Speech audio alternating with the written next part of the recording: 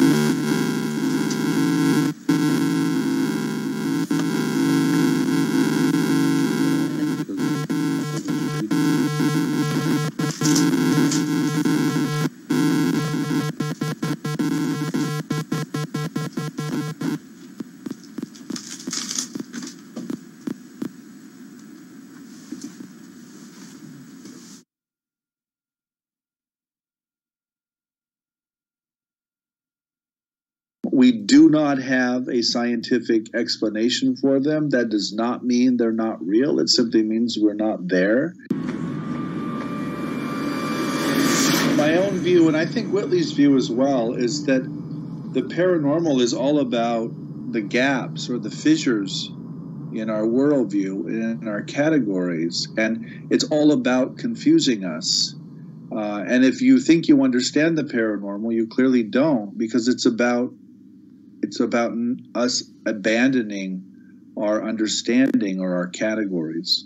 See, I don't think it's a mistake that in the title of the book that the supernatural is not all one word with a small n. It's two separate words for a reason. Right. That's the key. That's the key point of the whole book. And of course, when you just say the title, people lose that. They think it's one word, supernatural, but it's actually two words. Yeah, I mean, the main argument of the book is that what people think of the paranormal or the strange or the supernatural is actually natural. It's part of our world. These things happen all the time. We do not have a scientific explanation for them. That does not mean they're not real. It simply means we're not there. And that we live in a world in which these things are perfectly natural. So we're trying to make that argument in the book, essentially. I mean, it makes sense because there's a lot of things in the natural world that we don't fully understand as it is. I mean, we're finding, especially getting into microbiology and microphysics, we're finding more and more things that are new information that we never would have thought of 20, 30, 40, 50 years ago. And even just discovering new species on the planet from time to time as well. Like, we haven't mastered everything in what we think is the known universe, so why can we say that this is something that's supposed to be the unknown?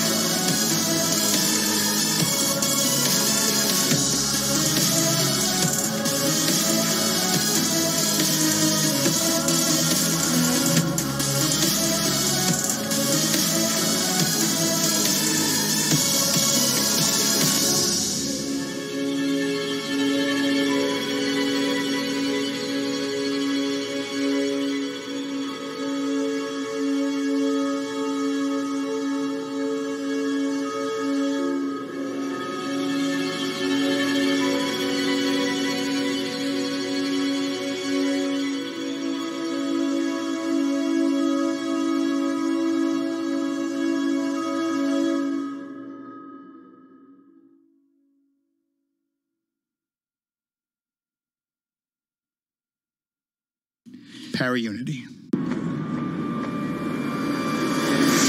So are you a Freemason in the chat room? Just brought up a bad word.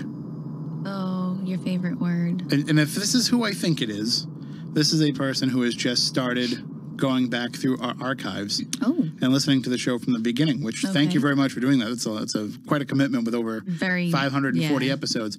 But you may not have gotten to the point yet in the archive where we completely dumped on the idea of... We've done that more than once. And I'm going to say it because it's there. Don't do it. Don't do it. It's the P word. Para-unity.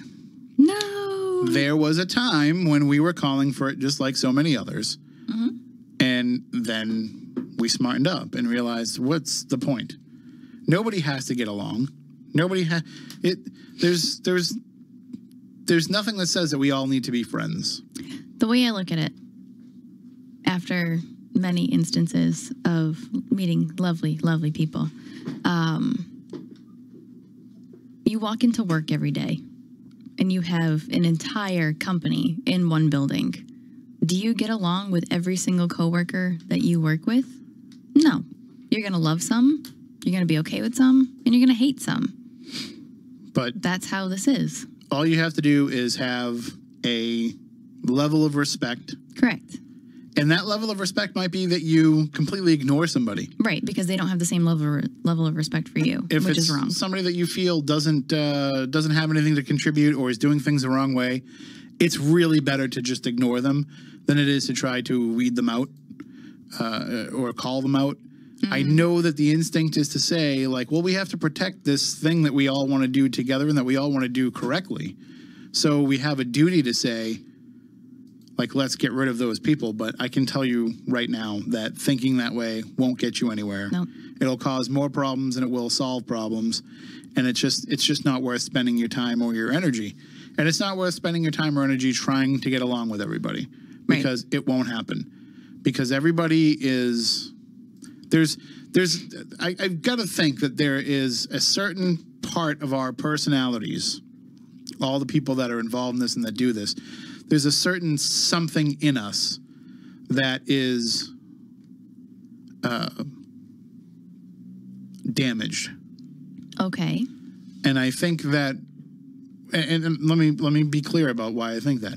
It's not that there's something wrong with us, but I think that there is, because we spent so much time being interested in and pursuing and researching and believing in something that other people didn't, that it has kind of made us very defensive about those beliefs. Mm-hmm.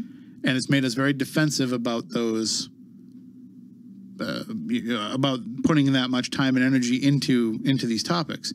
So then, because that exists, it makes it that much more egregious when somebody doesn't want to be your friend that also believes in the same thing.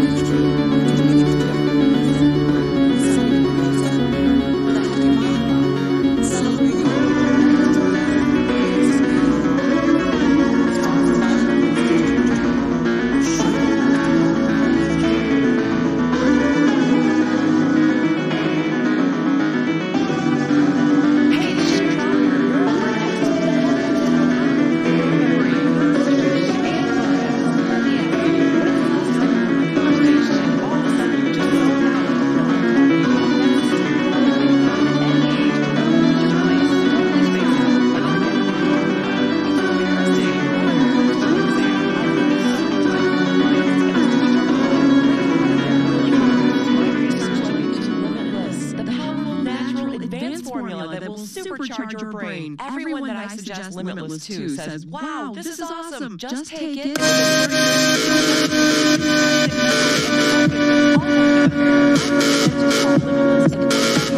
Free bottle.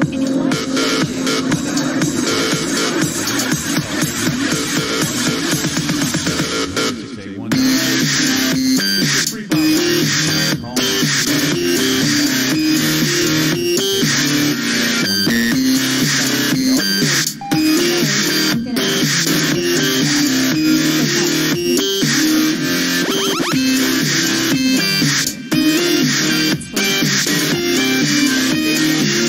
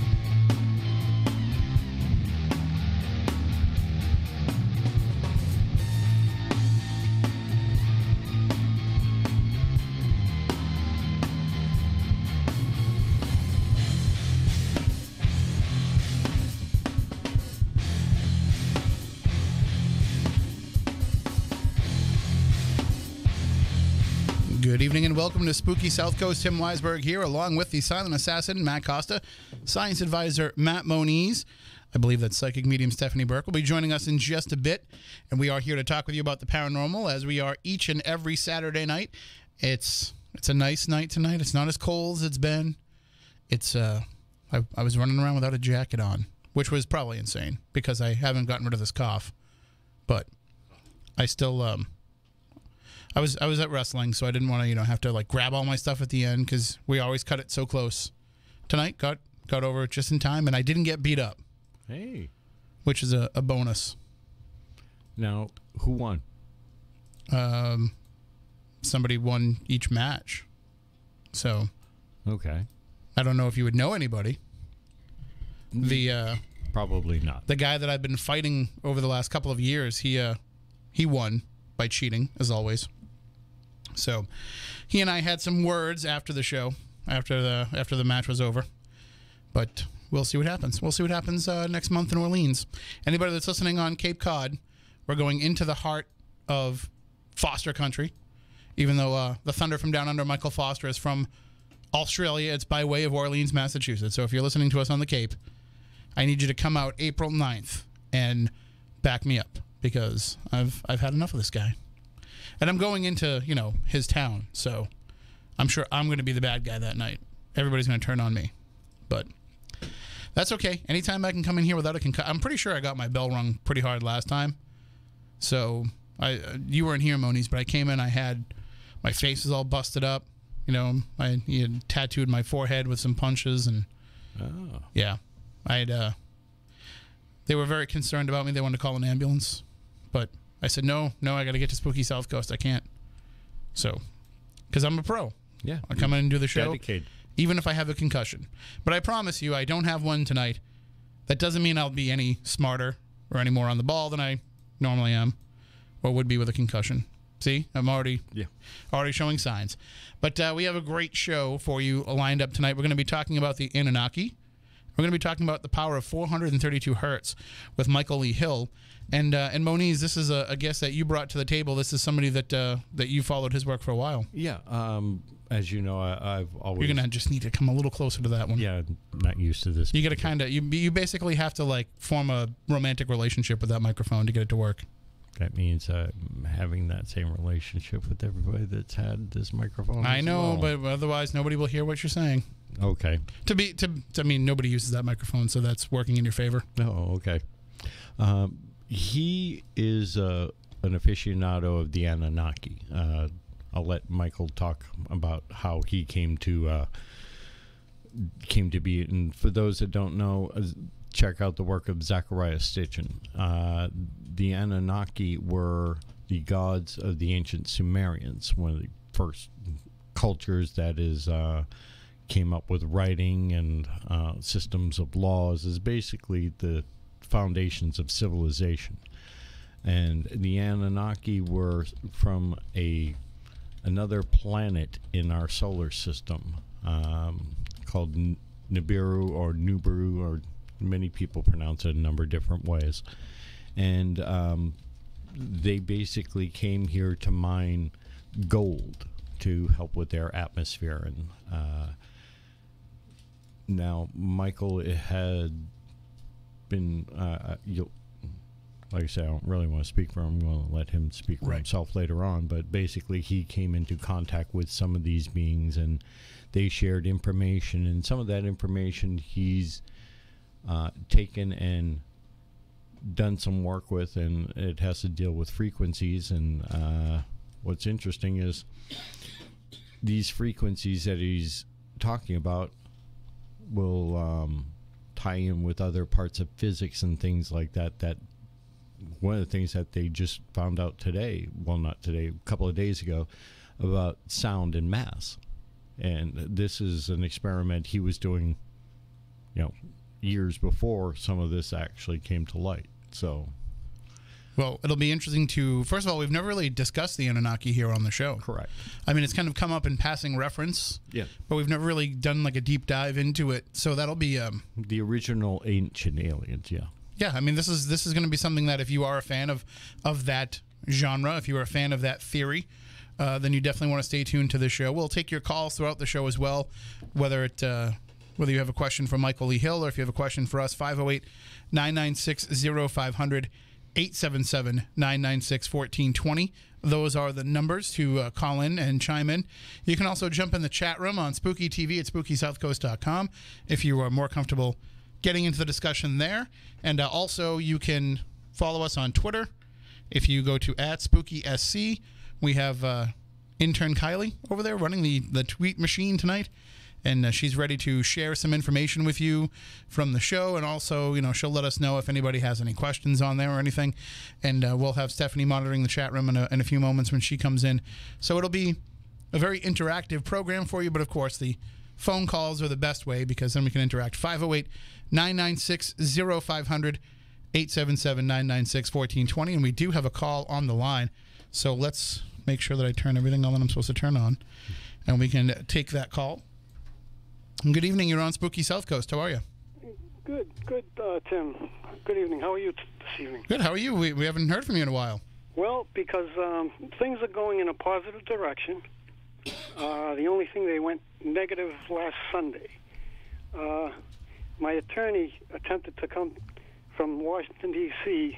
to make the delivery for Monday, and he got in a car accident. So he went under the knife a couple of days ago, and he's going to be in the hospital for about a week. Oh, no. So I wanted to touch base with you early, where it's 10 o'clock ahead. And I don't know if you heard, but I had mentioned, I don't know if it was Chris's show, about a certain house in Sandwich that I'm going to be purchasing. Oh, are you going to... Now, let's just take a step back for those who aren't familiar with your voice. You have received word that you were receiving a very large sum of money through Publishers Clearinghouse, correct? Well, actually, what I'm receiving now is a legal settlement. And this, I spoke with Jose Matos a while ago, and this legal settlement is going to be completely tax-free because it's a legal settlement. Okay. And I guess I can give you the figures.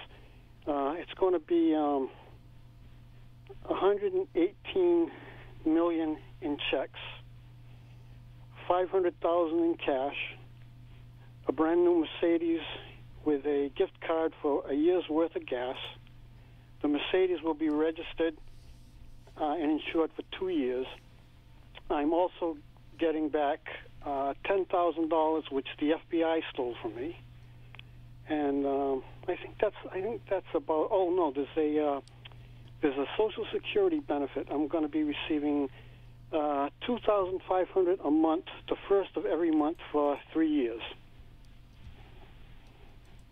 Well, that's a pretty big settlement. Also, wasn't the car before? Wasn't it like an Impala or something? So you've upgraded. The other one I think was 2 vehicles, but you see, in addition to this, I have other lawsuits, and I have about 5 or 6 sweepstakes that I'm going to have my attorney look into to make sure they're legit. So I'm going to be as rich or richer than the President of the United States. Well, I mean, I guess I want to see both your taxes before I can make that assessment. But you were saying something about a house in Sandwich. Are you talking about the Dillingham house? Yes. I think it was on Chris's show. I told him that I would like to purchase it and make sure that it's structurally sound. And as soon as it is, I would like you and the Spooky South Coast crew to do some ghost hunting in there. All I want to do is observe. I'd like to be there and observe, and you guys go to town and do what you have to do if you can dig up any ghosts there. Well, I don't think it'll be too hard from what I've heard about the place, but we'll put an EMF detector in your hand too. We'll have you taking part in the investigation because if you're going to be the one that lives there, you got to get to know them, you know. Well, I won't. I'm not going to be moving in because I have legal matters I have to take care of in Acushnet, so I'm going to be residing in Acushnet.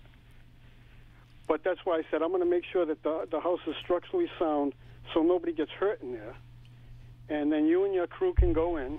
If you wish me to participate, I will. But I just want to observe because I'm very interested in the paranormal. Well, there's an in-law apartment in the back, so if you need somebody to live on site, I'll volunteer. Well, that's nice because most of the real estate I'm looking into has in-law apartments anyway. So that's. I think this was a carriage house at one point, but they've kind of redone it to be an in-law apartment, which, you know, when they were running it as a bed and breakfast, I'm sure was just another room that people could rent out, or maybe that's where the person that was on duty would stay, because you have to be on premises. So you could do that if you were interested. You could run it as a bed and breakfast. It's been done before. It's zoned for it. Like I said, I'm going to have all kind of investments anyway coming up, so that's no big. I just want to take a step back though. How the FBI steal $100,000 from it? Or was it $10,000? Well, see, when I got involved in this in the beginning, they give you a choice of a private delivery or a public delivery. Now, I chose the private delivery, and by doing so, the FBI gets involved because the field agents are supposed to collect. You're supposed to pay, well, like this particular settlement, I had to come up with 25% before they released it from customs. That is, before they released the car and the checks through customs. So I think like some of the money might come from out of the country or something. And the FBI gets involved, and they are supposed to take whatever you send them to cover the taxes and delivery of a vehicle, if it's in there. Well, the FBI agents were stealing the money I sent, and they kept telling me that they were going to deliver on a certain date. So I would go back to Chris, and I would say, oh, yeah, Chris, it should be this date. But then on that date, they would give me some excuse they didn't get the money or something, and I had to keep sending money. And there was approximately a network of about 30 FBI agents that were taken from me. The last agent that I sent to, I'll call this person Agent X, because people are killing over this money. And this person could be subject to, being a murder victim. So I'll just say Agent X. I had sent Agent X over $4,000, and Agent X went to the Attorney General and said that I kept sending money and wanted to know if I had received my prize yet, because originally it was a sweepstakes prize at the time. So right away, the Attorney General put Homeland Security on it and her office, and they're also dealing with Tom Quinn's office.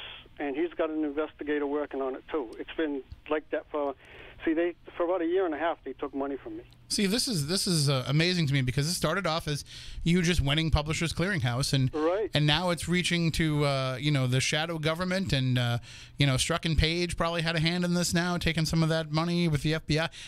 See, with the FBI, while they were rounding up the 30 that were taken from me, they were going all over the country, because there were a lot of senior citizens that were winning Publishers Clearinghouse and Reader's Digest and, the different magazines that have the sweepstakes. Mm-hmm. And they netted something like 250 FBI agents throughout the country that were doing this for people across the country. And then everybody wonders why President Trump throws the FBI under the bus, because the majority of them were crooked.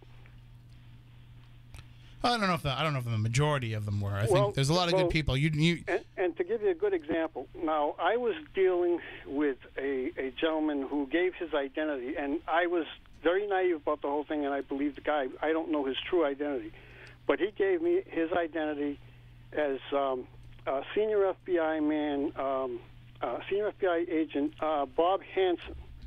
Now I went on the computer and I looked and I read the beginning of his history, and this Bob Hansen had been in a federal pen for treason, because he sold he was like a triple spy. He sold military secrets to the Chinese and the Russians, and it also said that he had kind of dodged different, he had different charges against him acquitted. So I thought he was legit, but as I went on a few months later and read the whole thing about him, this guy had no access to a phone or a computer or anything. Somebody was using his name and badge number to get to me.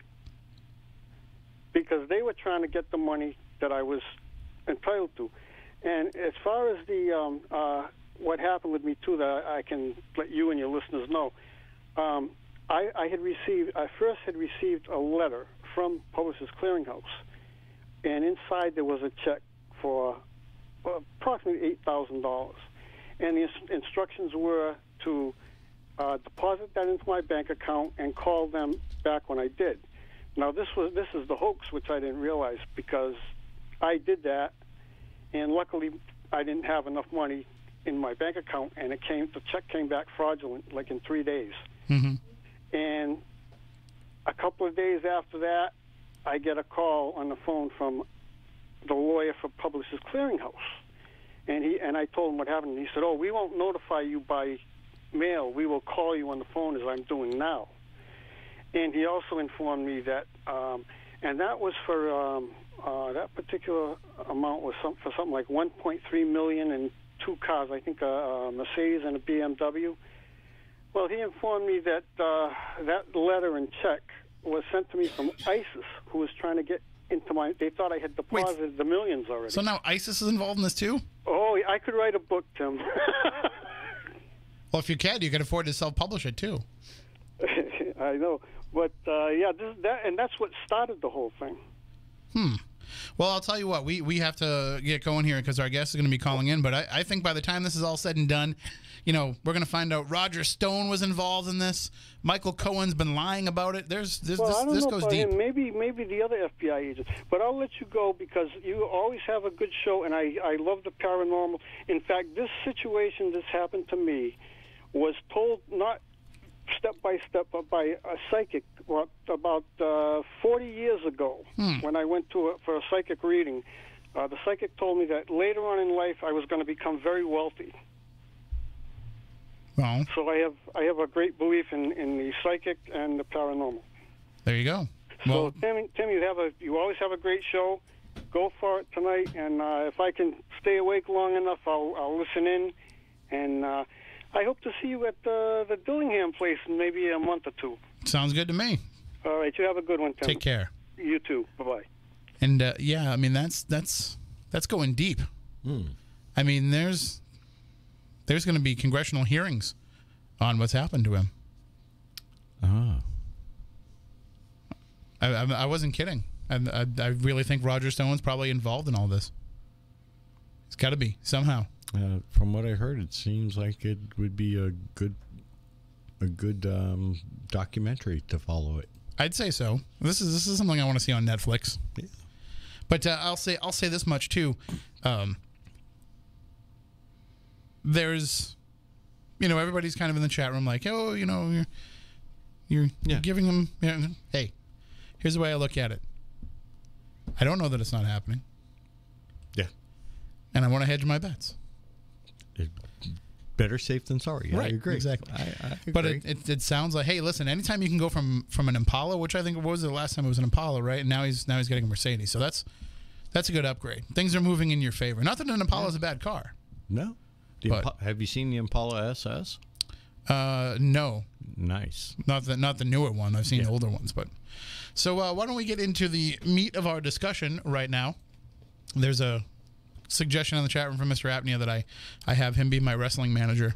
He could be like the $1 Million Man. Yeah, there you go. Just come down to the ring and ask people, like, what would they be willing to do for I've got a crisp new $100 bill if you will lick my shoes. Maybe the next Vince. Maybe. Probably has more money than Vince these days. All right, well, why don't we get... Lamone wants to know if he has a sister. He does. So why don't we get right into the discussion tonight with our guest. Michael Lee Hill is an award-winning musician, filmographer, and UFO experiencer. His footage of the Lake Erie UFOs has created a Billy Meyer-like buzz, and Michael seems to have developed an intuitive relationship with these crafts. In his home state of Ohio, Michael has been cataloging video after video of UFOs over Lake Erie. He's been featured on the History Channel, countless radio and TV programs, and special speaker and the Star Knowledge Conference. The phenomena consists almost entirely of pulsating orbs of light, unusual light seen changing colors, converging and separating over the lake. The stories of the unexplained phenomena date back over 150 years to the indigenous North American Indian tribes. We're going to find out about all that. We're going to find out about the Annunaki. We're going to find out about 432 hertz and so much more with our guest, Michael Lee Hill. Good evening, Michael. How are you? I'm doing fantastic. How are you guys doing? We are spooktacular. Thank you for joining us. Spooktacular. I love it. That's trademark, so you can't steal it. Dang it. Actually, I wish I had been smart enough to trademark that, because like every year at Halloween, like there's T-shirts that say Spooktacular, and I wish I had been smart enough to stay ahead of it. But I thought intellectual copyright, intellectual property was enough, but apparently not. So thank you for joining. I was saying at the beginning of the show, I don't know if you heard us, but I was saying how the Anunnaki is something that we haven't covered ever on this show. It's only been brought up, and it's been brought up in passing, but we've never really gone real deep into it. So I'm very excited about that. But first, why don't we just start off with you sharing a little bit about your UFO experience with us? Cool. I grew up in Eastlake, Ohio, which is very close to Lake Erie, and I started seeing these orbs of light out over the lake, and they got my attention. So I started to find out any like little beach or anything I could go down to, a park that was there.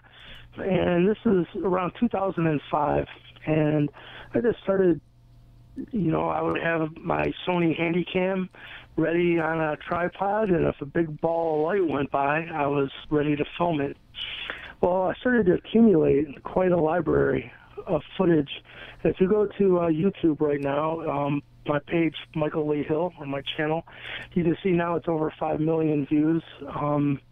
That brought the History Channel to my door, and it went from having a 5-minute segment to being featured in the entire show. And if anyone is interested in seeing that particular episode, it's called Alien Contact, and it's in season 1 of the UFO Hunters show.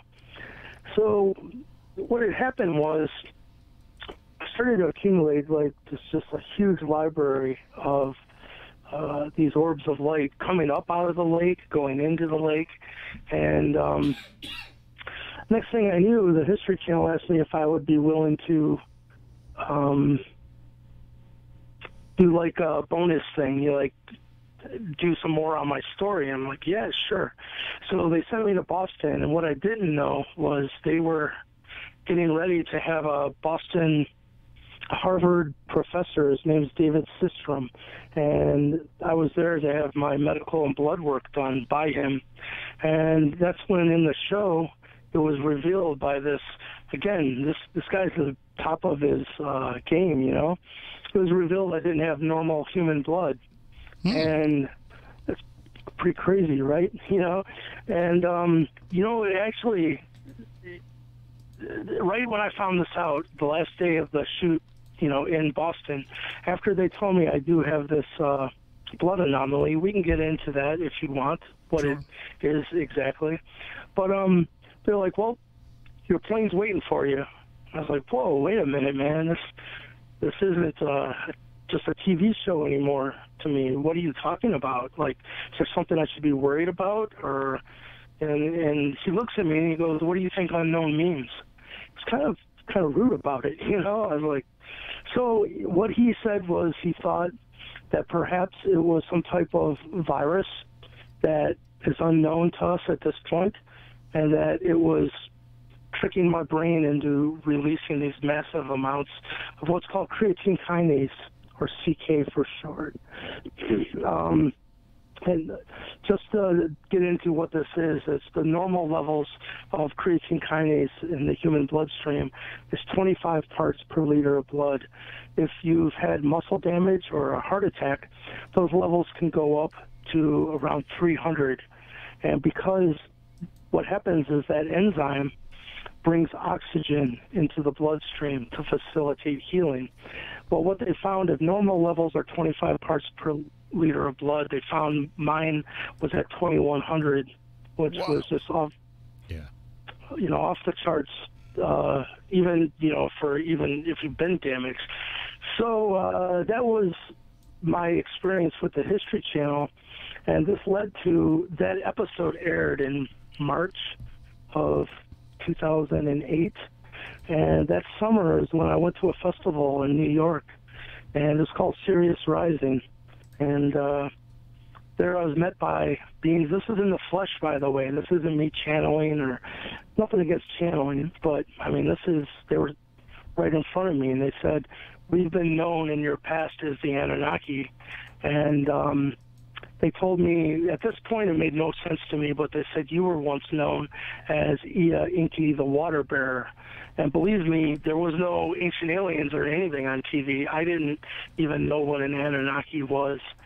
So I spent actually 2 days with them in the flesh, and that started my education process, you know. And what they told me was, we heard that you've been filming us over Lake Erie, and we heard that you just released this blood anomaly on the History Channel, and that this blood anomaly is truly an indicator that you're of our hybrid bloodline on this planet known as the Nephilim. So we'll definitely get into all of that over the course of the night. But this high level of CK in your blood, so if that helps with overcoming illness and damage and what overcoming damage and things that are done, so does this give you some sort of a healing ability? Yeah. After this, what was really strange about all of this is during that episode, the host, Bill Burns, he said, I think that you guys are being groomed by a secret faction of, the behind-the-scenes group, and giving you a course of study to prepare you to be able to process you meeting your parental race. And sure enough, that came to pass as well in 2008. And I was brought into the remote viewers group of the NSA because they knew I had contacts. We can get into all this in more detail, but the reason I'm telling you is they said they had about 200 members of their group, and 12 of those members had my same bloodline, and my numbers of 2,100, they told me, would put me about right in the middle of those 12, with the highest being 12,000. And they said that individual got hit by a particle beam weapon and kind of got up and shrugged it off, and implicating that most people wouldn't have got up from it. He could almost heal instantaneously. I can't heal instantaneously, but this is chi or prana that's available at a cellular level, because what I did find out from them is the more oxygen in the bloodstream equates to how much oxygen is available, and oxygen equates to how much electrical capacitance you're holding at a cellular level. So, you could use it in many ways, or you can not use it. Some people might have it and it just lies dormant because they've never learned how to use it. It kind of reminds me of Star Wars. Right. Well, yeah, But before you found out that you had this, I mean, were you different growing up? Did you feel like you were different? Were there circumstances where things might have happened to other kids that didn't happen to you, or Yeah, absolutely. I've had contact my whole life, but music has been. It just came very naturally and easy to me, and that's what's led me to some of these historical breakthroughs that's happened recently. But to the point, I hate, this is weird talking about myself, but I ended up winning the Steve Vai Ibanez Guitar Challenge, and Steve Vai was just a huge hero of mine growing up. So I'm that level of musician that I put out 3 independent guitar CDs that are kind of in the vein of Joe Satriani or Steve Vai or Eddie Van Halen, that kind of thing. Mm-hmm. And so, yeah, I mean, I think it's always been there, but being taken in by the remote viewers, and this individual, his name was A.R. Borden, and he kind of took me under his wing, and he really taught me how to harness and hone these techniques, to be able to send my consciousness elsewhere. that makes any sense. No, it does. So it sounds like this was something that, you know, was building inside you all these years, and that really what happened was you just had this kind of confirmed to you more than having it be a revelation. Like deep down inside, you knew that what they were saying was not a surprise to you when you went and had, you know, they discovered this blood anomaly and all of this stuff. You probably had an inkling throughout your life that something was different about you. Yeah, you know, yes, but as far as just having different blood, that kind of never occurred to me. I was just like, and what the hell is that about? That had never shown up in any previous blood work or anything you'd had done, or did you just never need it? No, actually, maybe it's a weird thing that I do almost have a phobia of giving blood. Like, I don't like needles whatsoever. And all my life growing up, I never gave blood because the thought of a needle is just horrifying to me. And so it just never came up. I've learned a lot about it, though. It's called haplogroup X2A, and this brand new DNA haplogroup was just found in the late 1990s. It's not that long ago. And right now, the only place that exists on this planet is within 3% of the Native American Indians, mostly the Iroquois and the Cherokee and the Sioux. They said that the most numbers are in the Iroquois tribe. I'm Seneca and Erie of the Iroquois. But the Sioux have, which is the Lakota, Dakota, and Nakota tribes, have retained their star knowledge that's been passed down from generation after generation. They've retained that knowledge more so than any other race. Mm-hmm. But what's interesting with this is when you go back in time, you know, you can see the only other place back in time that this haplogroup X2A was found was the giant remains that were moved out of these earth mounds all across North America. And it's really interesting because this is what Graham Hancock's new book is about, by the way. It's called America Before. But then if you go back in time, you'll find out that obviously if you keep going back in time and then you find where the largest numbers of that DNA was, that's home base. You know, that's where they came from. It happens to be the hills of Galilee. So what I'm telling you is this is just not my opinion. It's backed up by DNA science, and this is going to be revealed to the future that this is the lost tribe of Israel, and it is what they would call the Sangreal, and it is the Nephilim. You know, it's weird because I'm not religious in any way, but it's all in the Bible, and it all does go back to Sumeria, you know, Sumer, pre-Egypt.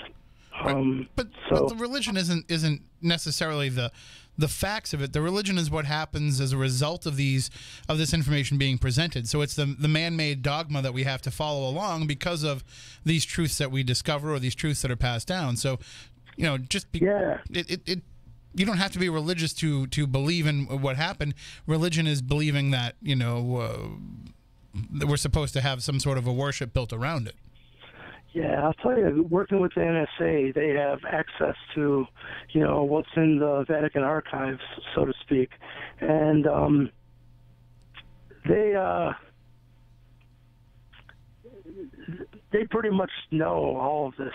And it's time for it all to be released. But what they told me was, if you look at the Bible, and they told me the Book of Mormon, which is interesting.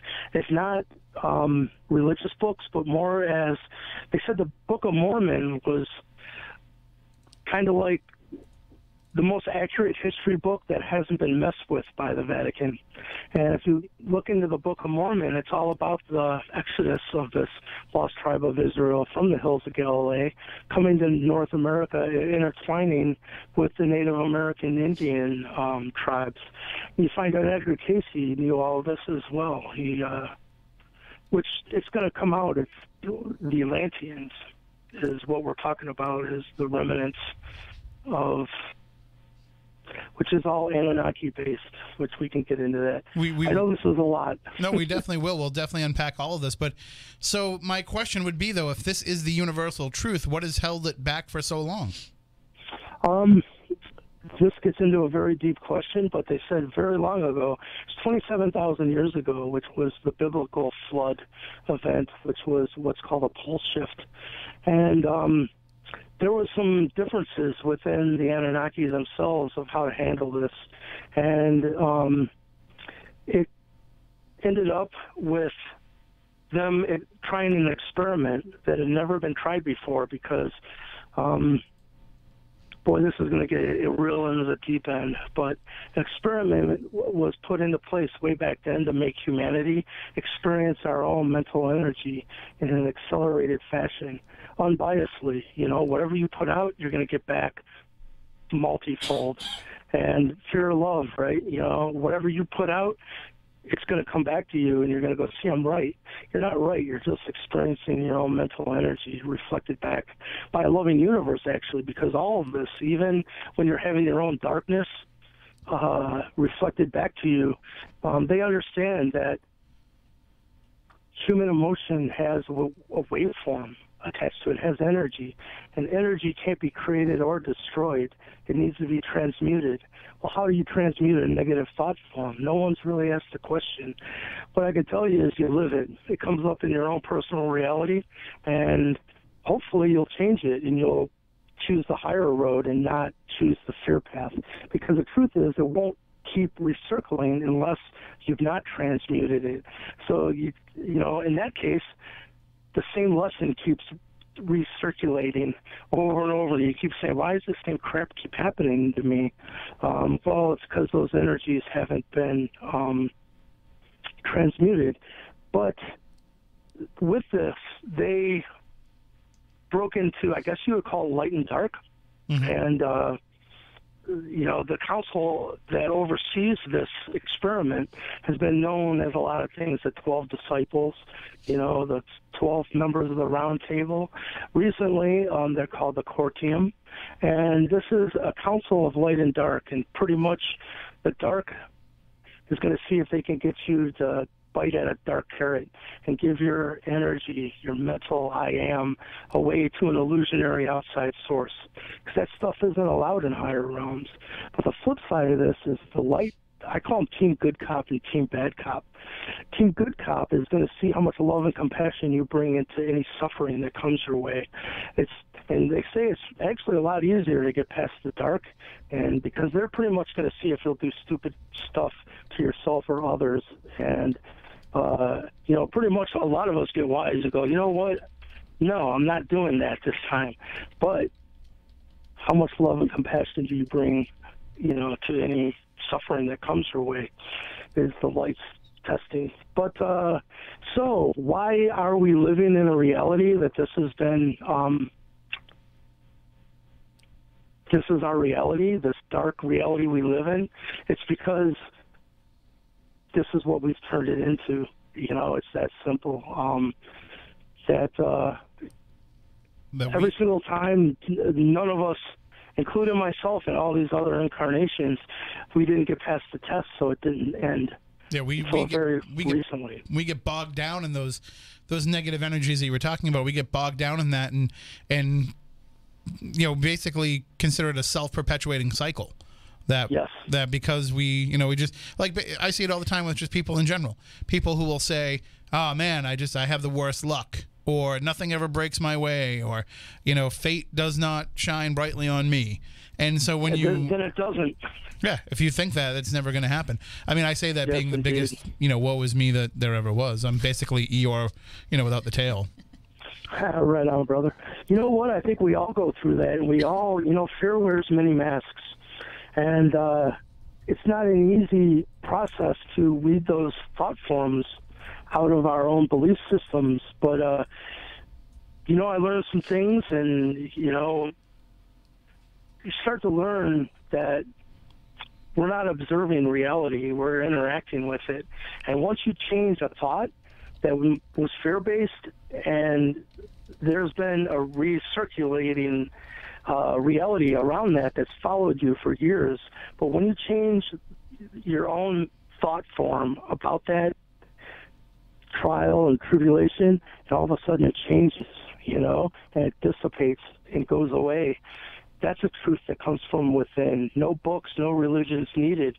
And once any of us, I think, do that one time, then you start to look at other things. You start to play with it a little bit, like, big things are just to keep it fun. Like when you're driving down the road, know it's going to be green. The light will be green when you get to it. When you drive to the store, just drive right up to your parking spot. That's in the first row, right near the door, and don't even doubt it. It's weird, man. A lot of these things that we're talking about, it is what Yoda said. Right. I better not start quoting Yoda, though. Well, yeah, if you do, then I'll have to try to figure it out because it'll be backward. So. Yes, indeed. But so in having these communications, and we'll get into this. We've got about 7 minutes left in this hour before we have to take a news break, and then when we come back on the other side, we may have a surprise new segment, Matt. We're thinking, and then we'll discuss more with you, Michael, about some of these things. But just in your communications with these beings, I mean, how frequently does this happen? Do they just kind of unveil everything to you at once, or have you been in consistent contact with them? No, it's unfolded with some of the things they told me. Specifically, you were once known as Ea Inky, the water bearer. That was in 2008, and the Ea part really had confirmation when I was invited by the Chief Golden Light Eagle to one of the most revered Native American Indian spiritual ceremonies that's been going on for 27,000 years. That's called a Sundance. And the Ea, I found out what it really means, is the Dakota, it's their most ancient name for grandfather. And we can get into those stories. There's some synchronicity stories of me being recognized as grandfather, which is Ea. But the other things, the water bearer, that just was confirmed a couple months ago when, because of Richard Hoagland, I'm sure you guys know who he is, but he was spokesperson for NASA. He's the guy that revealed that there was a face on Mars. He had me on his radio show, and he said, Michael, I know your story sounds pretty crazy to other people, but NASA has been studying how energy works multidimensionally for a very long time. He calls it hyperdimensional physics. He said, NASA knows your numbers are right on the money. And so he set up for one of the world's leading biophysicists to look into this technology that I've been gifted by them, and they've guided me into. And the end result was just as staggering to me. It resurrects municipal dead tap water. From California, I got all the results, the photography, everything from them. And it restores it to its divine original blueprint, which is so huge for mankind and our own health. So to answer your question, it's been unfolding, and it's almost come to a head just within the last couple months. We did have a question from the chat room, and you had mentioned having different incarnations. And the question from the chat room was whether or not, are you in your final incarnation that you're aware of? That's a very good question. Yes, I've heard all of us are. That this is the end of the age of Pisces. And, when I met the Annunaki, they said all of their succession of kingship and how they relate to mankind was based on the precessional cycle. And I want to say here, too, with Richard Hoagland, he said NASA found out that all of these most cosmic harmonious frequencies that are 432 hertz base are already encoded into the precessional cycle, which is pretty much a 27,000-year cycle that is, the wobble of this planet, and it takes 27,000 years approximate to go through it.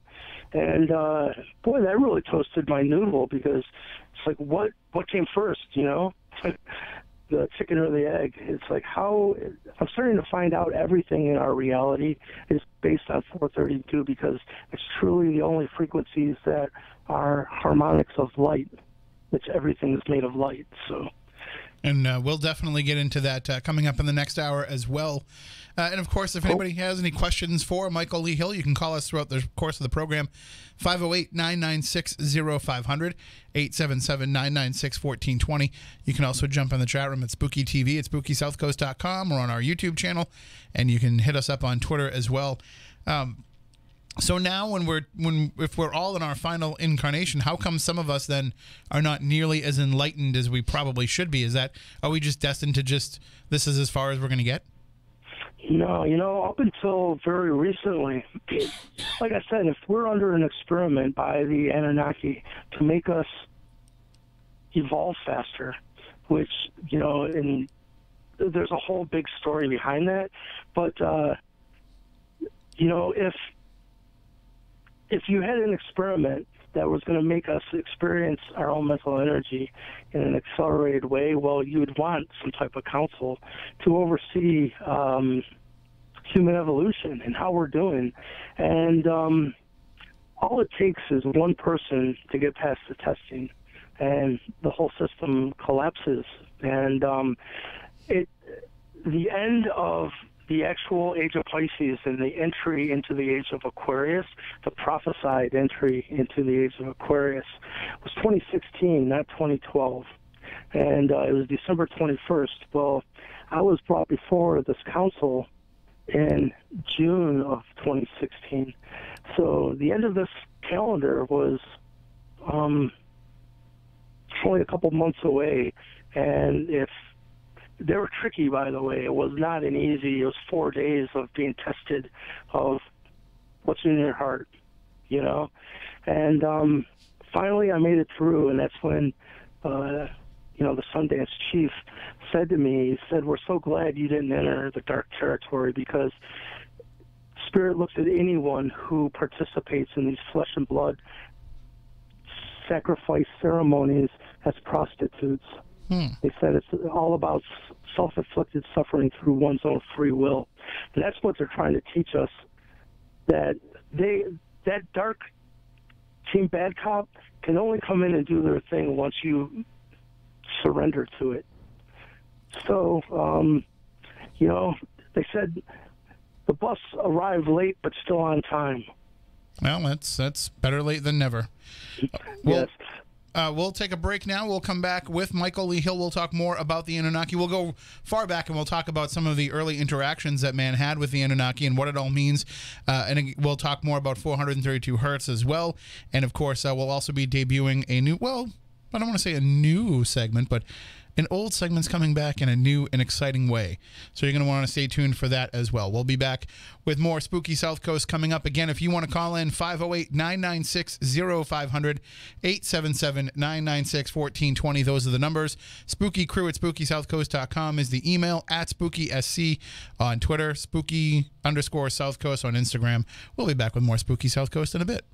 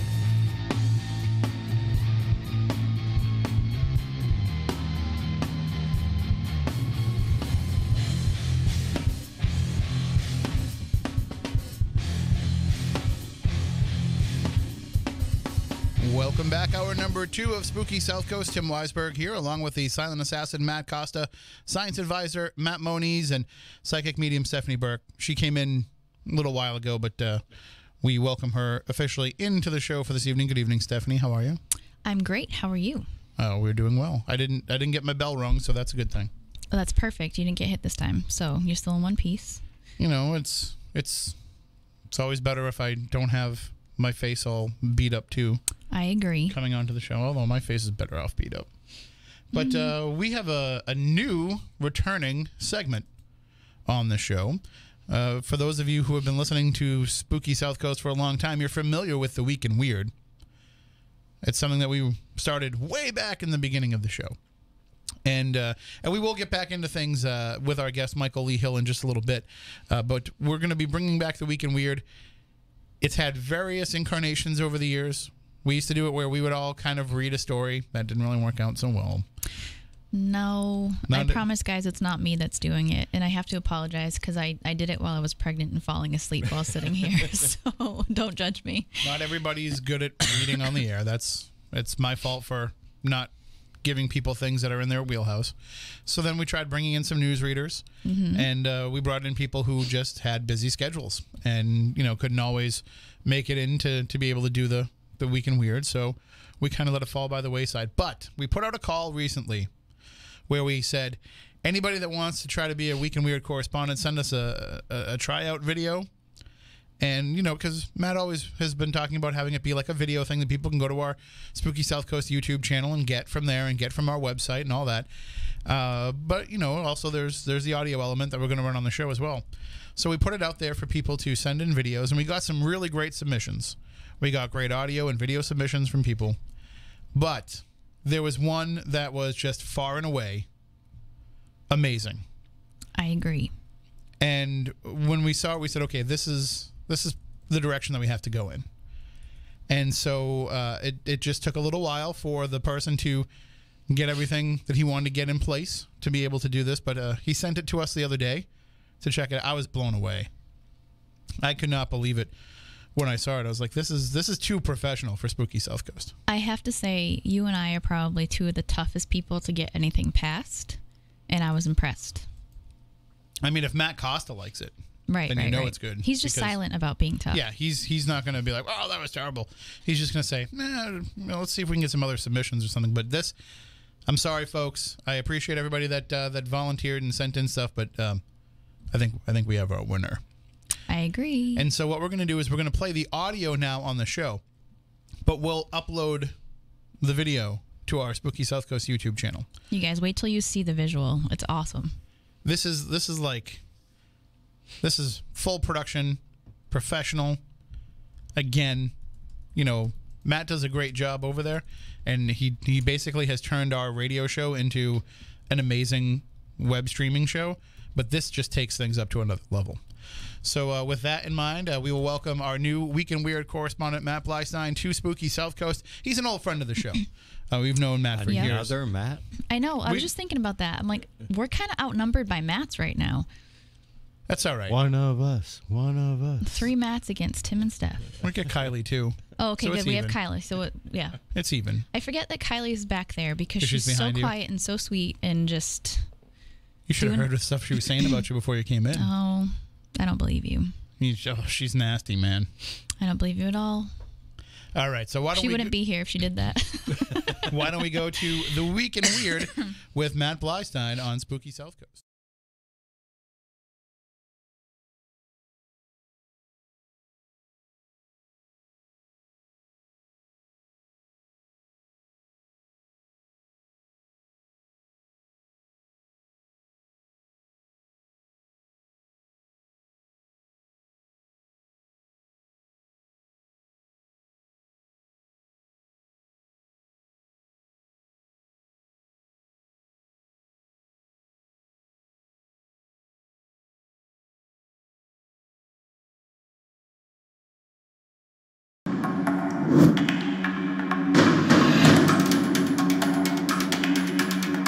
In a world where the paranormal is just a breath away, we're spanning the globe to bring you the best in paranormal news.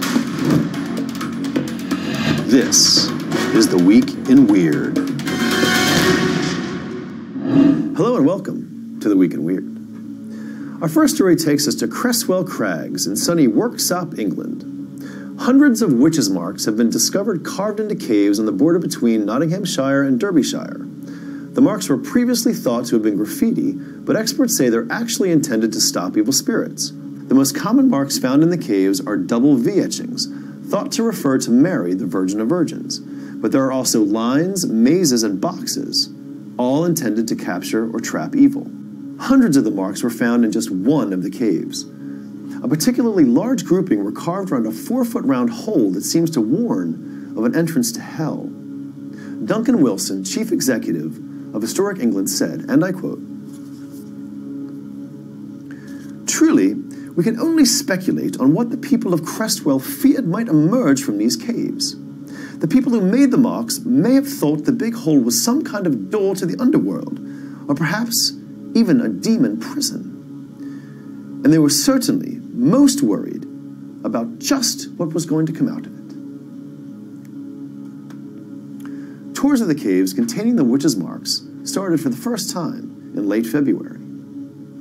To me, it clearly sounds like they're dealing with a portal. And when it comes to portals, the only two people that I trust to adequately probe my portal would be John Tenney and that other guy on Ghost Stalkers, my favorite paranormal show. Maybe there'll be another season. Ghost Stalkers International.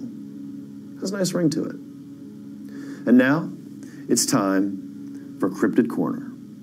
Cryptid Corner, Cryptid Corner, Cryptid Corner. If you're like me, when you think of the one person you'd like to go searching for Bigfoot with, you don't think of Josh Gates or Matt Moneymaker or even Lauren Coleman. You think of Jose Canseco.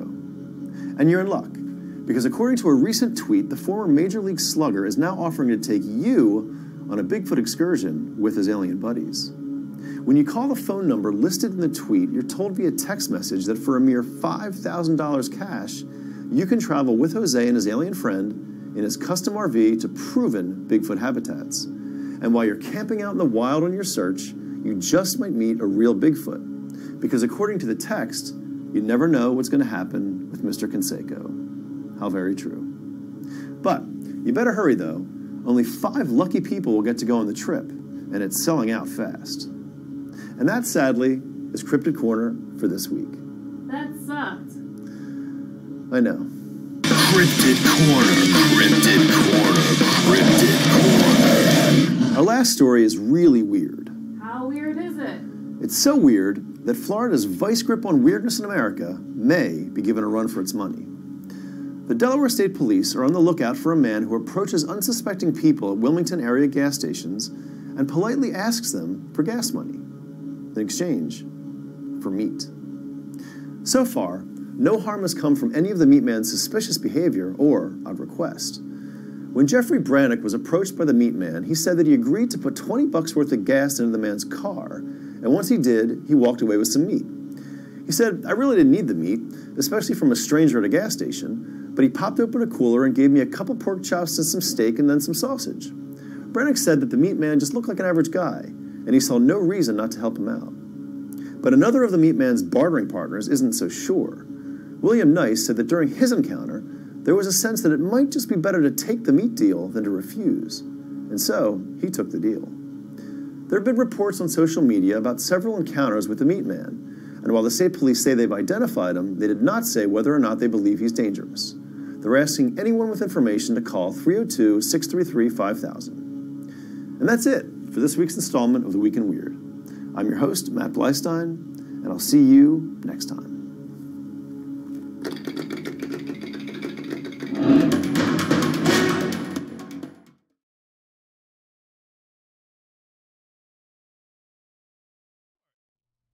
I thought we weren't going to be able to run the video, and the genius gets it up there. Yep, he had it up. He's amazing. I'm telling you. We couldn't do the show without him. Good job, Matt. We are so fortunate. Like, when you look at other paranormal shows, you know, and you say, how come they can't do what Spooky South Coast does?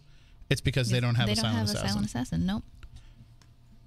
I suggested to people, too. I was like, well, did you ever try doing this? Well, and then I forget. No, you can't do it because you don't have a silent assassin.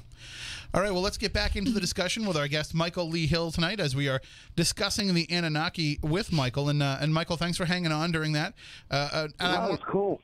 Yeah, I mean, really, it's a nice segment to have, and it's good to be able to give people weird news, stuff that's kind of breaking and happening, in this time and of this era. But we're talking with you with the Anunnaki about something that goes back all the way pretty much to the beginning of man, right? Yes, indeed. But it's coming to a culmination right now, and we can get into that with, the Pentagon secret UFO program that was just released to the world. It's a reality. And the $22 million that was funded to Robert Bigelow, who recently went on to 60 Minutes to spill the beans, they contacted me in 2011 and said, we know that you're in contact with the real thing because we've been studying it at the Skinwalker Ranch in Utah. That's a very, you guys being a paranormal show, and have you ever heard about the Skinwalker Ranch? No, sure, yeah. Oh, yeah. Well, Robert Bigelow is the one that bought that. And so investigator Gary Hernandez contacted me and said, we know that you're in contact with the real thing because we've been studying it, and pretty much pointed me towards the UK Ministry of Defense. Declassified a bunch of documents. And so what you need to understand with what intelligence is behind the Anunnaki, it's multidimensional, which, I think a lot of people have a problem with, well, what's it like to meet a multidimensional being? Well, what you find out is they were called skinwalkers at the Skinwalker Ranch in Utah because of the Native American Indians would see these orbs of light come down, and they would take on biological life form, whether it was a giant wolf or a giant deer. And so they would take on skin. So the Native American Indians called them skinwalkers. But in the UK Ministry of Defense, all this info I'm talking about is available on my website, by the way. It's michaelleehill.net.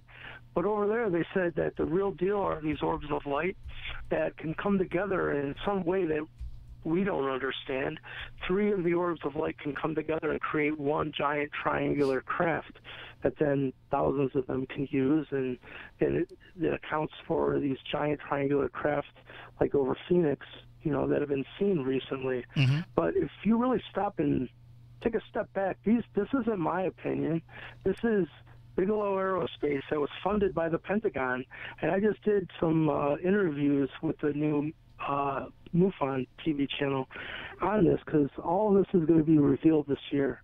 But think about what they're saying is the intelligence behind the Anunnaki can become anything in our physical reality, both biological or technological, and anywhere in time. That's a new something to wrap your head around, And I've seen it.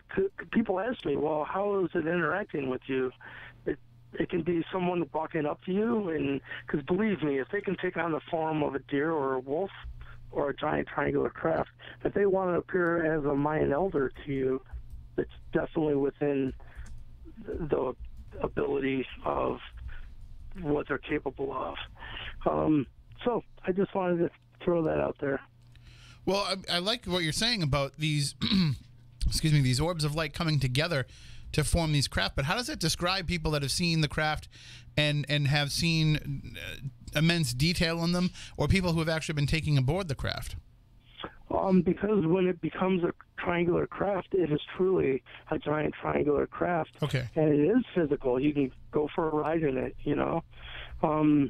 But it's actually, I've met some of the elders, and what they said was the balls of light, if it's one person inside of it, it's about a 12-foot ball of light. But if 3 people come together, and they can create a ball of light that is about 50 foot in diameter. So if you get 3 of those orbs of light, and think of this, though, that's 369. It's interesting with Nikola Tesla, Mm-hmm. And you'll find out that, 369 implies a Fibonacci sequence that ends on 432. Isn't that interesting? And you know what else about 369?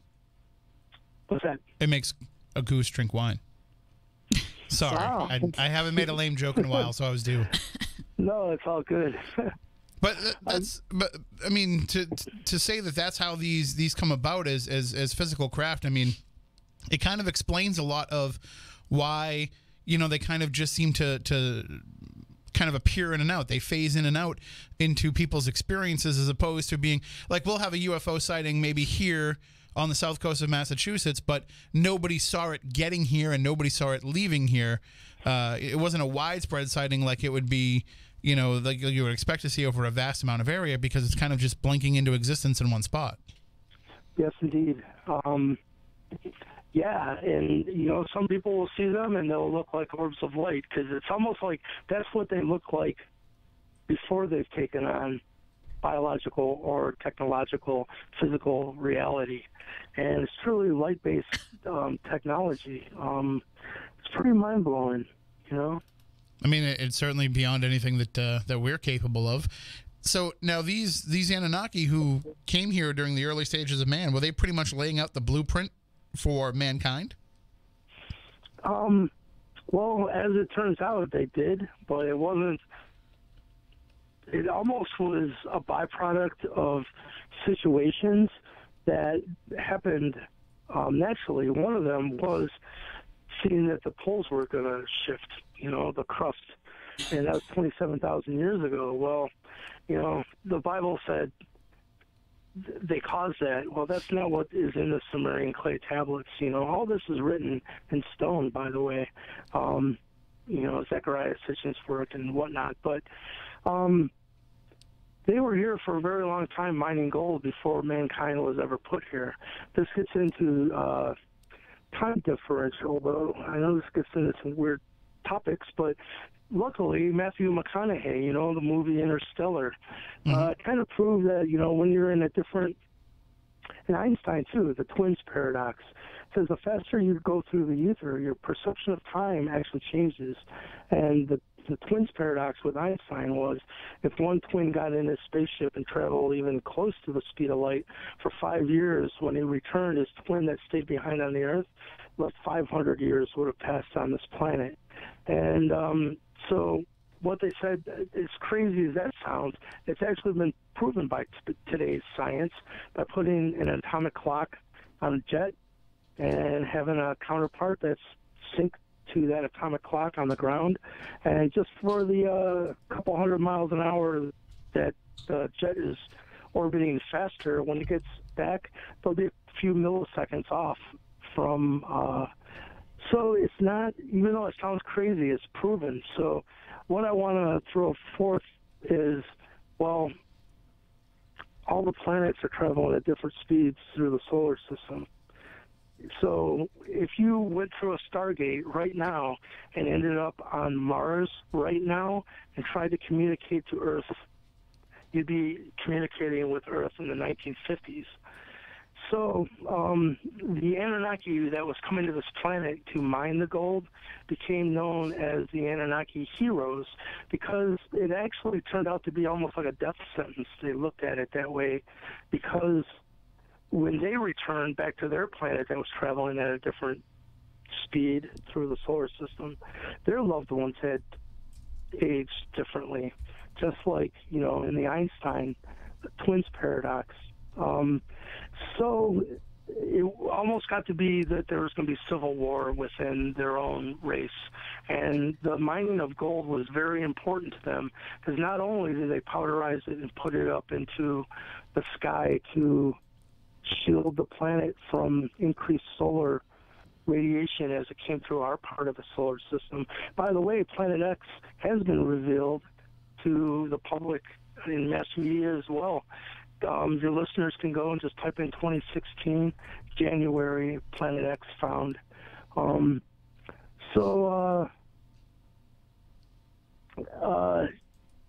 time differential is what almost brought them to civil war, and they used it to protect their planet, but they also put it into what's called monoatomic gold.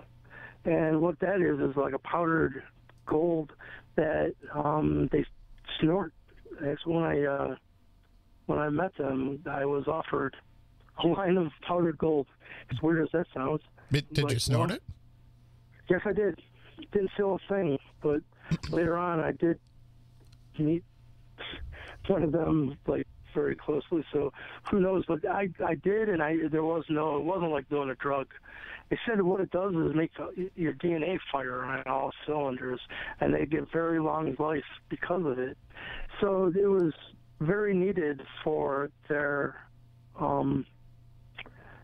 health and the health of their planet. And it was a do-or-die situation. So one part of the family, this gets into the whole mythology of who the Anunnaki are, but part of the family didn't care for mankind much anyhow, so it must be God's will, let them perish. Well, my part of the family felt totally different and viewed mankind as family. So we went to great lengths to help mankind. First of all, it was to help with the mining of the gold. And people say it was slave labor. And it's like, it kind of, I hate to say it, it is that, right. Like, it was to help with the toil and labor of the mining operations that were going on here. No way around it, but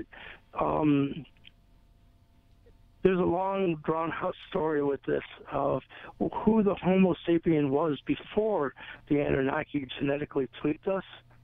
Was a Pleiadian queen that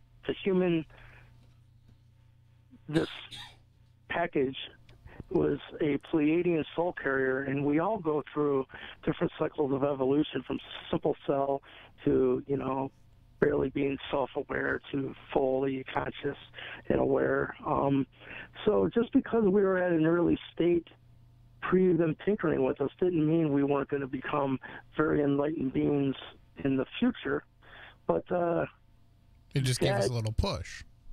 Yeah, it gave us a little accelerator pad. And that is, it gets into Noah's flood myth, and the saving of the human DNA. But the Pleiadians looked forward with their future sight technology and said, well, even if we save this race of yours, in 99 out of 100 outcomes, they don't evolve fast enough to transmute their shadow, their collective shadow. That if you evolve technologically but not spiritually, you'll just self-implode and destroy yourself by aiming your nuclear weapons at each other and destroying this planet, which we're doing a pretty good job of, the water and the air. And so they said, if 99 out of 100 times mankind is not going to make it, there's not enough time for them to transmute their mental energy. This is the experiment that I spoke of, before. But it also gets into why the Nephilim, with this increase of chi, was even because when myself went to the Pleiadian elders, the other side of the family, because what you'll find is this race of beings, the Anunnaki, their king, his name was King Anu, and he started to have a relationship with the Pleiadian queen. Well, that's pretty interesting in itself. Like, why would that be, Well, when you find out that this was her children on this planet, then it comes into focus. But they had one child whose name was Ea, and this is the first time that Pleiadian blood came into the Anunnaki family tree. So it was the Pleiadian side of the family that wanted to help humanity. And to do this, when myself went to the elders and said, isn't there anything that can be done? My race is going to let this beautiful upcoming race perish and not lift a finger to help. And they said, well, if they're going to perish anyhow because there's not time, what can we do? And that's where the whole idea of making mankind experience its own mental energy in an accelerated rate, even if it's dark, hopefully you'll burn through it faster. Mm-hmm. Or it doesn't have to be. You can just choose love, but it's unbiased. Whatever you choose to put out is what you're going to experience.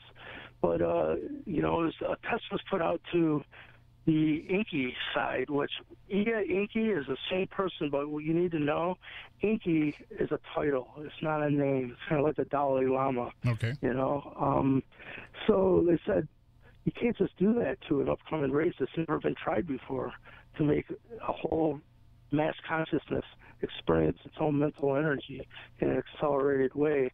So we're not going to allow it unless you will incarnate and become it, and go under the veil and memory blocks and not be able to, you know, come at any higher frequency than the typical average human.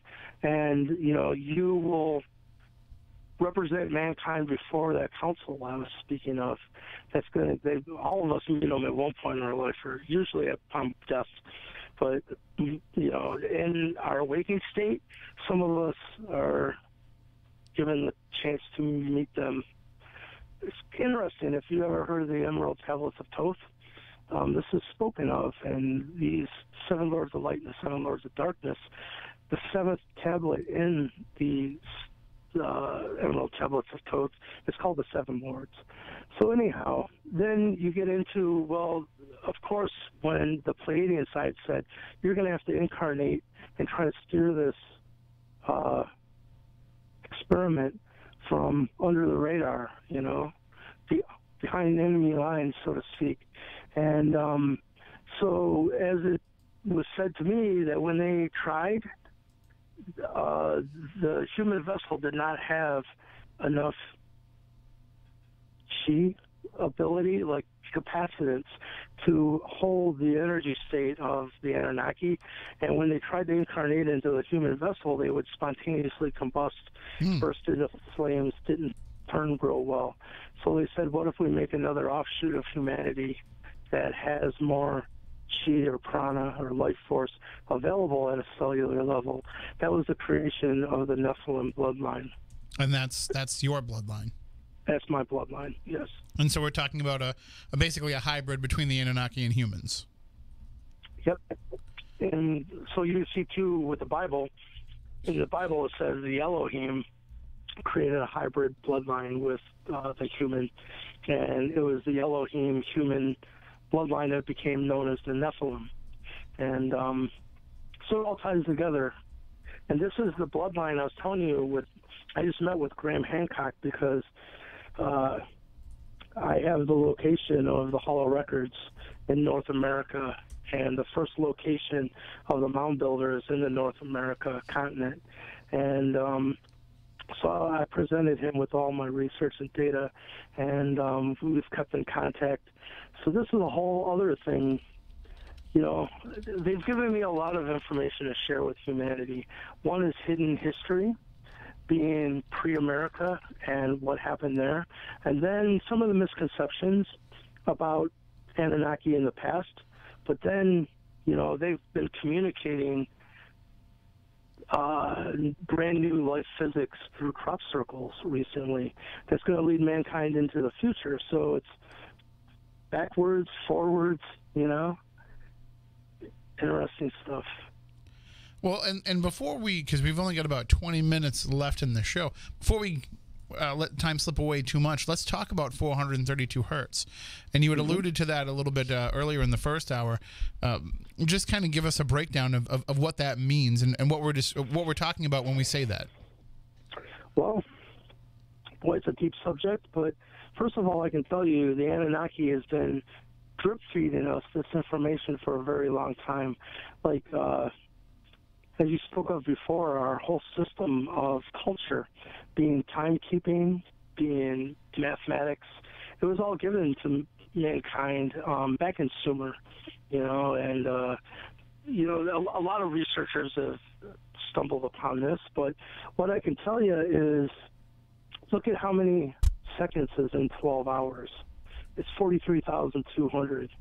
Then you start to find out that the actual pyramid, when you multiply the height by 43,200, you get the actual circumference of the planet Earth. When you take the base of the pyramid and multiply it by 43,200, you get the diameter, you know, sideways around the planet. Then you find out, well, the pyramid's not really four-sided. It's actually eight-sided, as they found out. Those 8 sides, there's a hidden angle that only reveals itself 2 times a year, and that's on the solstice, spring and fall solstices. And how the light lines up, you can see that there's 8 sides then. So what you find out is the actual angle of the pyramid that people know about is usually 51.86. But they guided me into understanding a very important subject related to 432. But it's dividing a circle by 7, you get 51.428. And I'll just tell you, when Graham Hancock had the angle of the pyramid at 51.86, and this voice in my head said, Michael, subtract the hidden angle of 51.428. And sure enough, it's 432. You get your calculator out. And you find out that the actual mound sites, like Newark Earthworks, the Serpent Mound in Ohio, all these mound sites are encoding 432-based octaves into the actual blueprints and layouts of these mound sites. That's a little too much to get into right now, but just trust me, it is. So what you find out is E equals MC squared. Everyone, our whole physics is based on that. But also quantum physicists now tell us that everything is both particle and wave simultaneously. So E equals MC squared, M equals mass, right? It's particle. It's only half the equation. Where's the frequency component? What you find out, 432 squared becomes C within 1% accuracy. So run the equation backwards. 432 base frequencies squared becomes C, the speed of light, squared times mass equals energy. And it's leading mankind into unlimited free energy. And that's what the NASA scientists, what they did was what I did was I hired scientists to image my guitar through a brand new science called cymatics, which is really making the invisible visible. For the first time, they run frequency through a big container of water that's in a big tripod, and then there's a high-tech camera that can record, what's happening on the water. And this is all just so much. But the results of that are historic in itself, and they asked me if they've never seen this kind of complexity or multidimensionality in anything that they've ever imaged. But they said, we never imaged an electric rock guitar amp. Isn't that funny? Like rock magic. But so I had this image. I started encasing it due to their guidance, because they're the ones that guided me into this 432 base frequency anyhow. And sure enough, if you just take an image of the frequency imaged by Mother Nature and encase it in quartz crystal glass and put a wrap of copper around it, then use it as a coaster. They took municipal tap water from Emeryville, California, and they put it under, it's kind of like Curian photography, if anyone's familiar with that. But it's actually even more updated to actually, they can look at how much prana or life force is within a droplet, like one molecule of water. And the truth is that the tap water was almost dead. When you see that, image from the NASA biophysicist, it's like this little tiny speck. And then after 15 minutes of being on that disk, it looks like a little miniature sun. It's probably, I don't know, about 150 times bigger. I sent you that picture, by the way. I don't know if you want to put that up, but it's really interesting because when I met with and was brought into the NSA, let me read something that he said, because I just finally realized what he was talking about. Okay. It says, Michael, this is an interesting exercise for us because we distinctly get it that it has to do with what your friends who are not from here want you to learn and evolve into.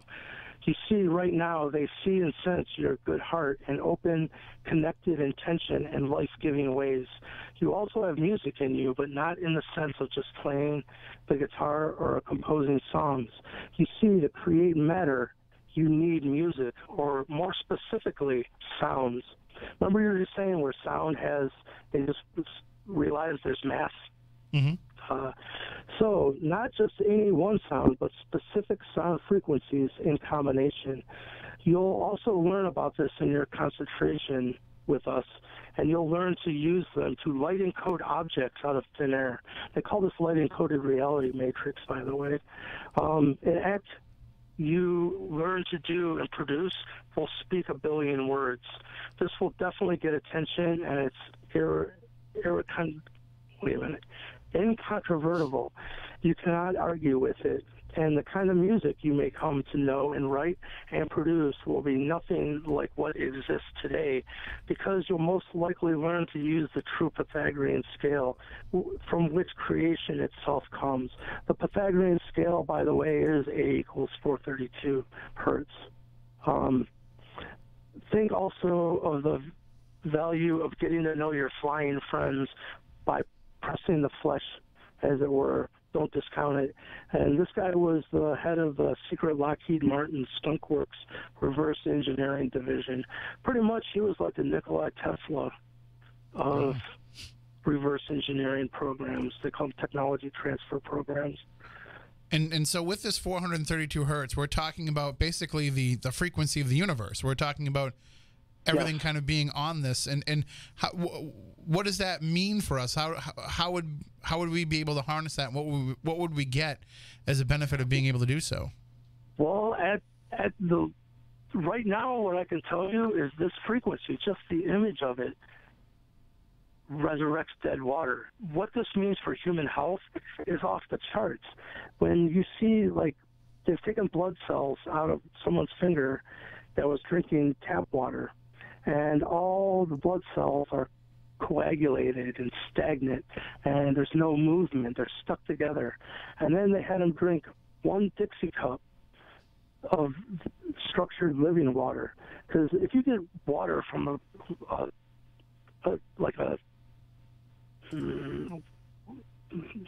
word am I looking for?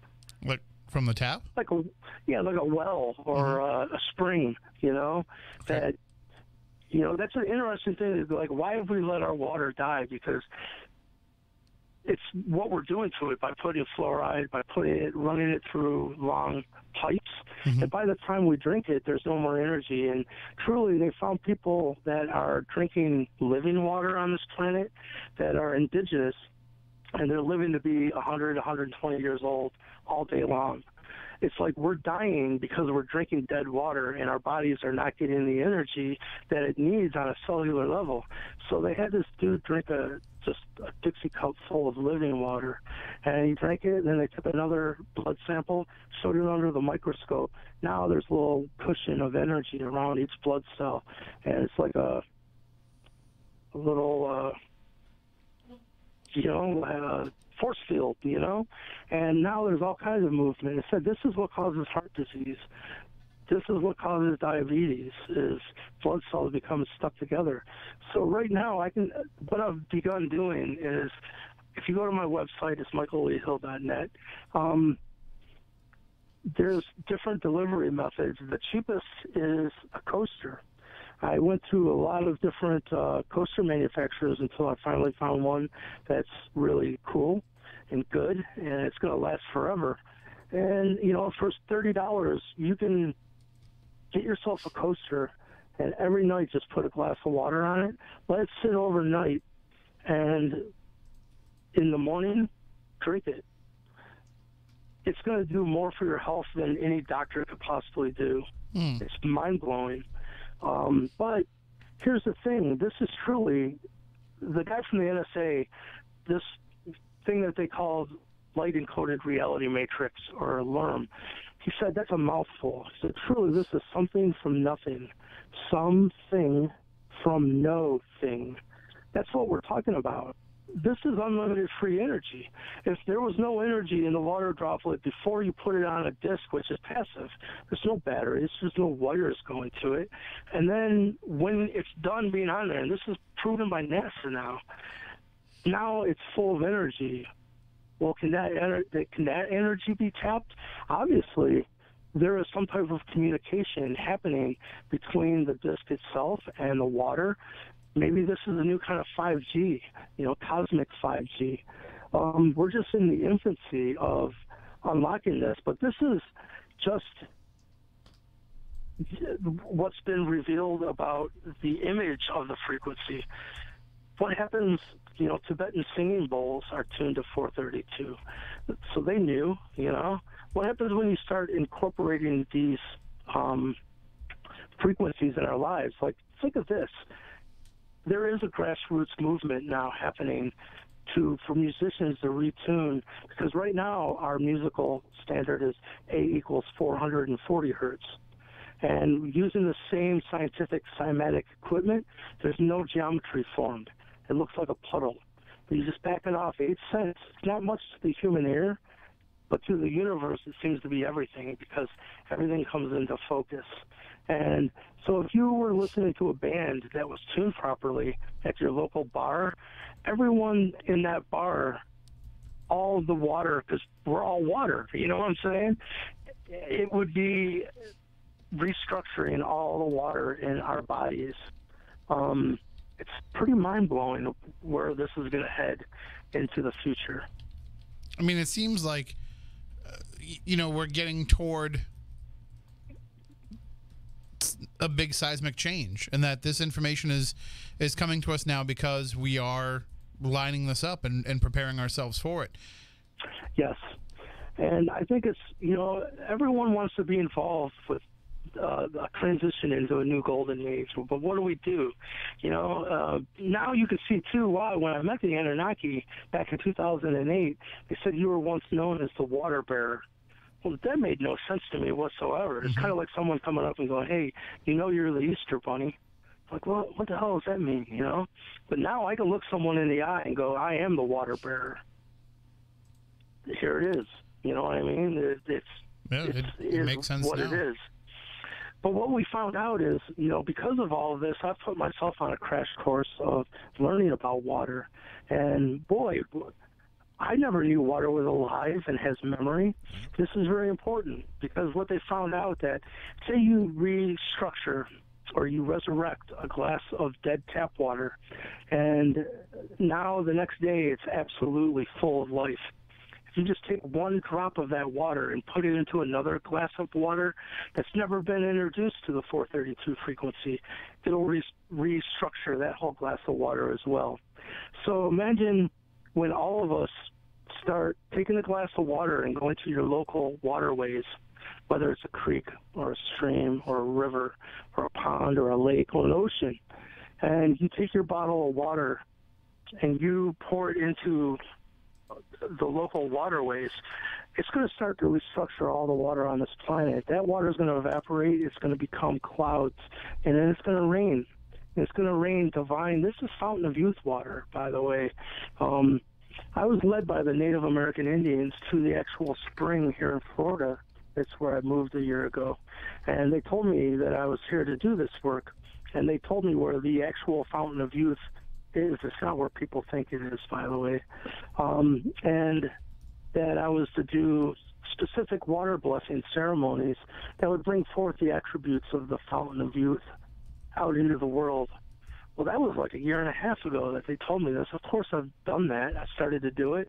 But, it's a weird thing with talking about how thoughts create reality and whatnot.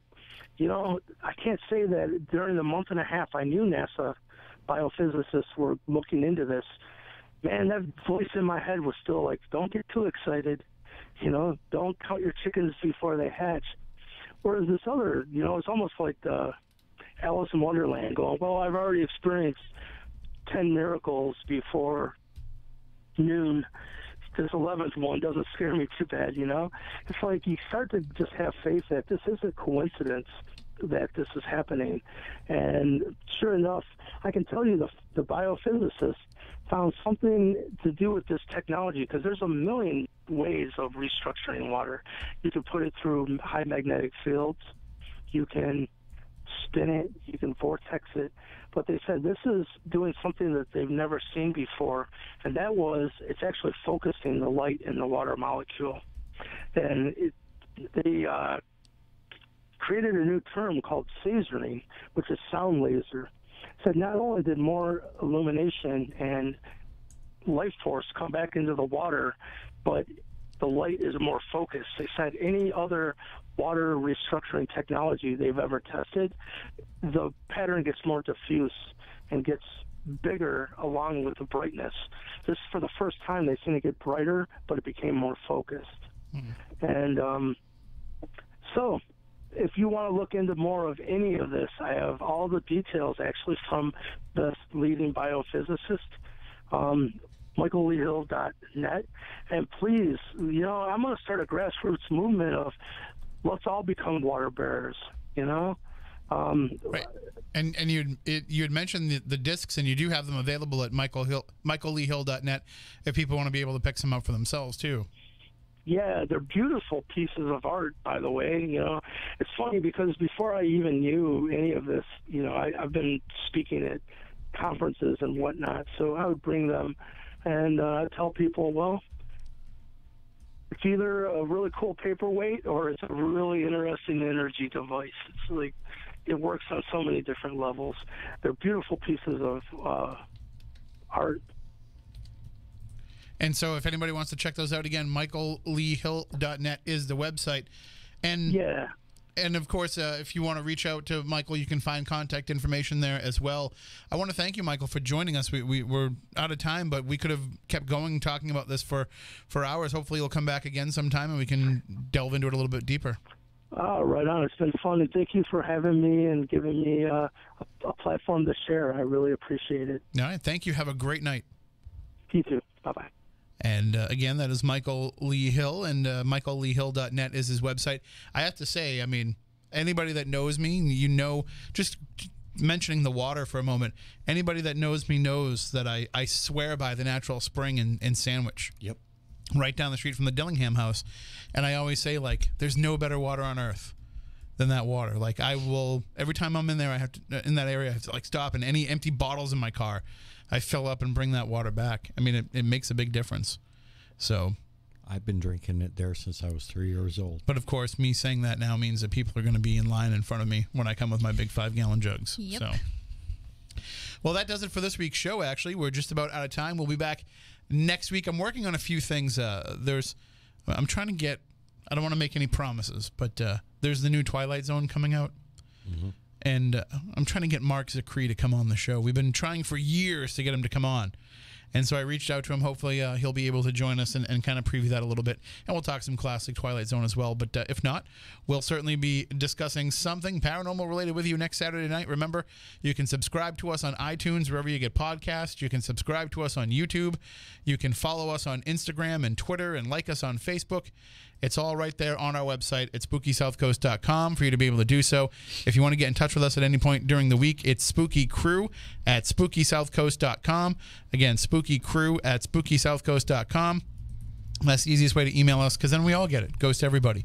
And then, if you have a question for one person or another, we can make sure that person, responds to their emails.